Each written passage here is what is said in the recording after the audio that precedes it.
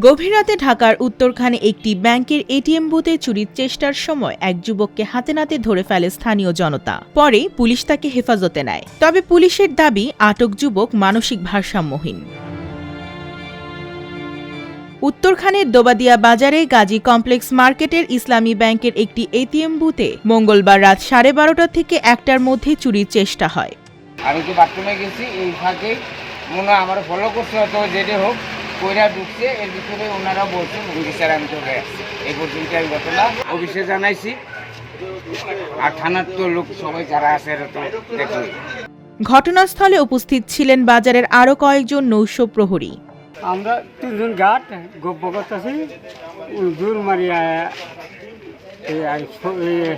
ব্যাঙ্গেরই ভাঙছে।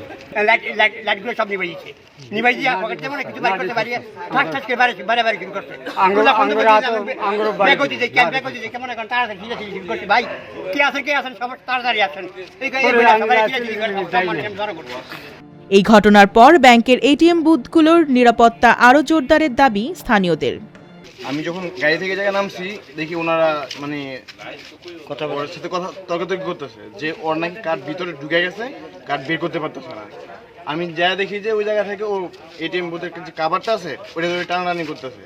আমি এতটুকু দেখে পরে ডাকাডাকি করতে সবাই ডাকাডাকি করে একখানে করছি। সে প্রথমে আসছে, কাউরে কিছু নাই বলে ভিতরে ঢুকছে, ঢুকে নিচে কাভারটাই নি ভাঙতেছে।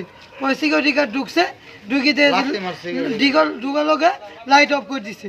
পরে সিকিউরিটি গার্ড চিল্লাচিল্লি করে লোকজন নিয়ে এসেছে। এই বিষয়ে উত্তরখান থানার ভারপ্রাপ্ত কর্মকর্তা মোহাম্মদ জিয়াউরুর রহমান জানান, নৌশপ্রহরী ও স্থানীয়রা এক যুবককে ধরে পুলিশের হাতে তুলে দিয়েছে। তবে তার কথাবার্তা অসংলগ্ন, তাই আটক যুবক মানসিক ভারসাম্যহীন হতে পারে। তবে ঘটনার তদন্ত চলছে।